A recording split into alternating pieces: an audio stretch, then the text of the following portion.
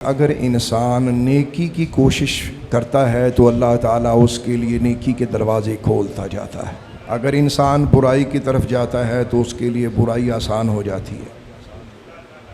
اصحاب رسول نے ایک بار سرکار دو عالم علیہ الصلوۃ والسلام کی بارگاہ اقدس میں عرض کی کہ یا رسول اللہ، یہ بتائیے کہ اگر انسان نے اپنے آپ کو چیک کرنا ہو، اپنے آپ کو دیکھنا ہو، خود ہی پرکھنا ہو، اپنا آئینہ خود دیکھنا ہو کہ میں کیا ہوں، تو اس کا کوئی عام فہم اور آسان طریقہ ارشاد فرمائے۔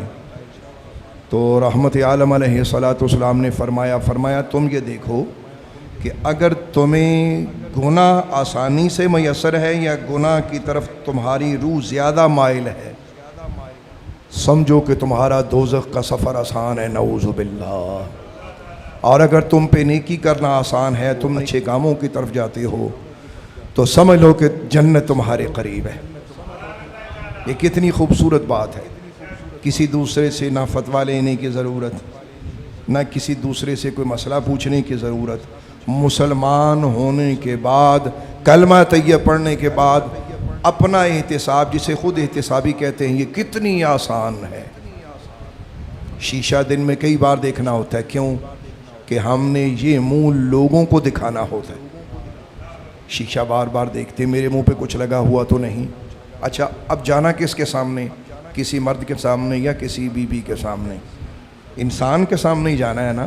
تو جو چیز انسان کو دکھانی ہے، اسے دن میں کتنی بار سنوارتے ہو، نکھارتے ہو؟ ذرا سوچا ہے؟ یہ منہ لے کر اللہ کے پاس بھی جانا ہے، کبھی سوچا؟ جب رب کے ہاں ہم نے یہ منہ لے کے جانا ہے، تو پھر اس منہ کو سنوارنے کے لیے جو اللہ نے طریقے بتائے ہیں، اصل میں جو روح کا چہرہ ہے، لوگ اس ظاہری گوشت پوشت کو دیکھتے ہیں۔ ماتھے پہ انسان کے سلوٹے پڑ جائے نا، تو چاہنے والوں کی آنکھیں بھی بدل جایا کرتی ہیں۔ لوگ آپ کہتے تجھ میں ویسی کشش نہیں رہی ہیں، تیرے چہرے پہ اب وہ لالی نہیں رہی، نہیں وہ آنکھ کا وہ خوبصورت انداز نہیں رہا۔ جی، ڈھلکتے ہوئے چہرے کو دیکھ کر چاہنے والے رخ موڑتے ہیں، منہ موڑتے ہیں۔ اور یہ جملہ میں نے کئی بار کہا ہے تاکہ آپ کو اللہ سے محبت پیدا ہو۔ رپیٹ کرتا ہوں، ایک اللہ مہربان ایسا ہے کہ انسان جتنا بوڑھا ہوتا جاتا ہے، جتنی اس کے ماتھے پہ بل پڑتے جاتے ہیں، اور جتنی اس کی کمر کبڑی ہوتی جاتی ہے عمر کے تقاضے سے، اللہ اس بندے سے محبت میں اضافہ فرماتا جاتا ہے۔ جو ازلی و اصلی محبوب ہے، اس کے بارے میں نہ کوئی ایفرٹ ہے، نہ کوئی کوشش ہے، نہ اس کے بارے میں کوئی تگ و دو ہے، اور اس کے لیے مطلب ہم یہ چاہتے ہیں کہ ہمیں پلیٹ میں رکھی جنت مل جائے، کہ ہم دنیا میں اپنی مرضی سے عیاشی کی زندگی گزاریں، اور مرنے کے بعد فرشتے ہمارے سامنے کھڑے ہوں، اور جنت میں ہماری آنکھ کھلے، اور پلیٹ میں جنت کے دروازے کی چابی ہو، اور فرشتے کہیں کہ لیجیے حضرت، جنت آپ ہی کا ویٹ کر رہی تھی۔ تو میرے دوستوں، میرے بھائیوں، میرے بچوں، ایسا نہیں ہونے والا۔ زندگی میں یاد رکھو، اللہ کی طرف قدم بڑھاؤ گے تو جنت تمہارے قدم کے نیچے۔ میرے لفظوں پہ غور کرو، میں نے کیا کہا؟ اللہ کی طرف قدم بڑھاؤ، جنت تمہارے قدم کے نیچے۔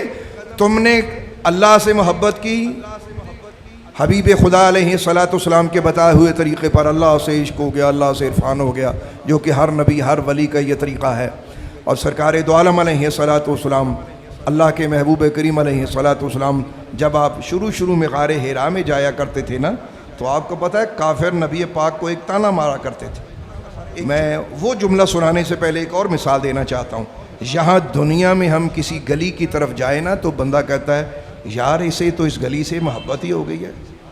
اچھا، اگر انسانوں کو پتہ ہو کہ یہ کسی انسان کے پیچھے جاتا ہے، تو لوگ اکثر کہتے ہیں یار اسے تو اس بندے سے محبت ہو گئی ہے۔ جب سرکار دو عالم غار میں جاتے، غار حرا میں، اللہ اکبر، تو کافروں نے، ابھی وحی نازل نہیں ہوئی،